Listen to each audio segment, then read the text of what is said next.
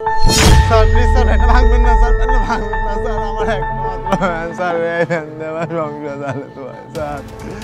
Sir ভাঙে ফেলে আমরা চলবো কেমনে স্যার, গরিব মানুষ স্যার। স্যার বলছি।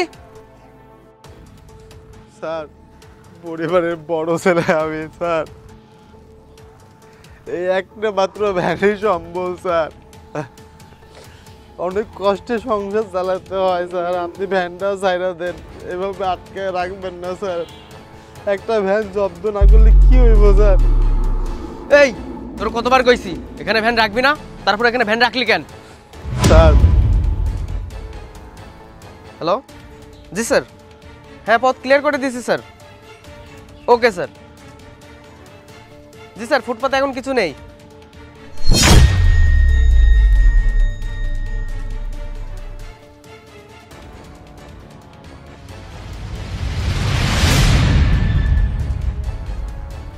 কি ব্যাপার, আপনি আমার বাইক ফেলেছেন কেন? 100 বার মাইকিং করা হয়েছে, তারপর আপনারা কথা শোনেন না। ফুটপাতে বাইক রেখেছেন কেন? আরে ভাই বলতেন আমি সরিয়ে নিতাম। বেশি কথা বললে বাইক তো থানায় নিয়ে যাবই, সাথে মামলাও দিব।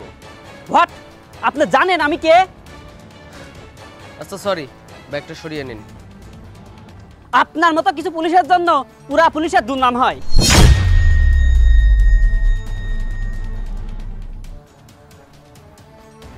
স্যার ওই লোকটার বাইক ছেড়ে দিলেন, আমার ভ্যানটা একটু ছেড়ে দেন না।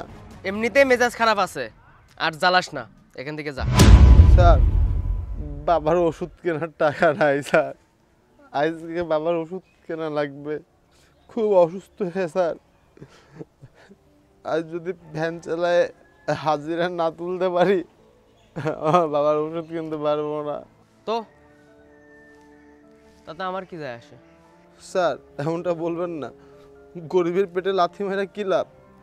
আপনি কইছিলেন গাড়িটা সরাইতে, কিন্তু গাড়িটা এ জায়গায় রাইখা একটু খাইতে গেছিলাম দুপুরের খাওন স্যার। আর এরকম ভুল কখনো করবো না স্যার, মাফ করেন স্যার প্লিজ স্যার। এ ভাই যা তো, জ্বালাস না, সর। এত করে কইলাম তাও আপনি আপনার জায়গায় একদম স্থির। আপনারা পুলিশরা এমন কেন? শুধু গরিবগুলোকেই করতে পারেন এরকম, কেন ওই লোকটার বাইক তো ঠিকই ছেড়ে দিলেন? কি এত বড় কথা? যাও বা ভ্যান পাতি, এখন তাও পাবি না, সরে কিনতে যা।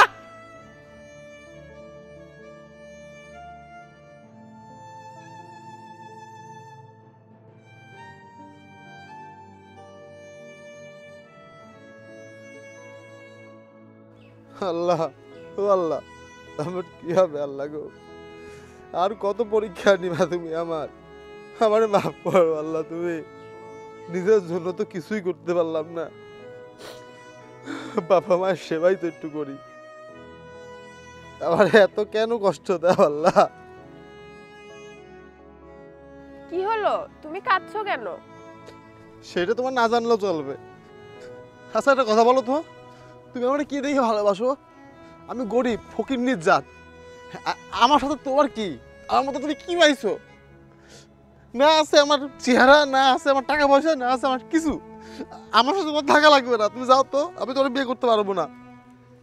এই ফালতু কথা একদম বলবা না। তোমার আর্থিক দিক দেখে কি আমি তোমাকে ভালোবাসছি নাকি? আর কলেজে যাওনি কেন? আজকে তো রেজাল্ট দিল। দুপুরবেলায় খাইছিলাম না, ক্ষুধা লাগছিল, ফুটপাতে ভ্যান রাখা নিষেধ, ওই জায়গায় ভ্যান রাখছিলাম।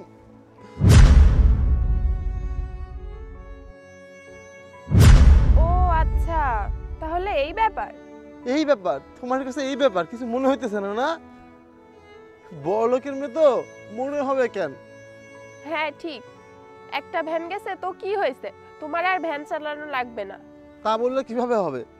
কিভাবে চলবো আমি? আমাদের সংসার কিভাবে চালাবো? আমার বাবা মা, আমি কি করবো আমি কিছু বুঝে উঠতে পারতেছি না। তোমার রেজাল্ট আসছে, তুমি ফার্স্ট ক্লাস পাইছো। আমি বাবাকে তোমার কথা বলেছি, তুমি একদম টেনশন করো না, তোমার চাকরি কনফার্ম। সত্যি বলছো? হ্যাঁ সত্যি বলছি। আমি বড় ছেলে নাটকের মতো মেয়ে যাবিন না, কিন্তু হতে তো আর দোষ নেই।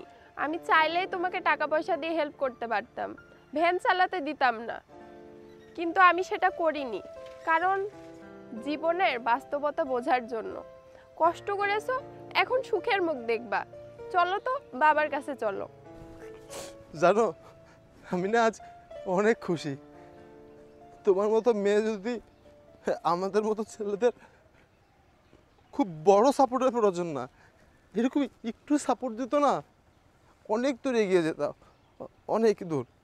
এই একটু সাপোর্ট একটা ছেলের জীবনে কতখানি যে গুরুত্বপূর্ণ বলার মতো না। আল্লাহ আমার এই কলিজাটারে আমার কাছ থেকে কখনো দূরে সরাই নিও না। হয়েছে, চলো।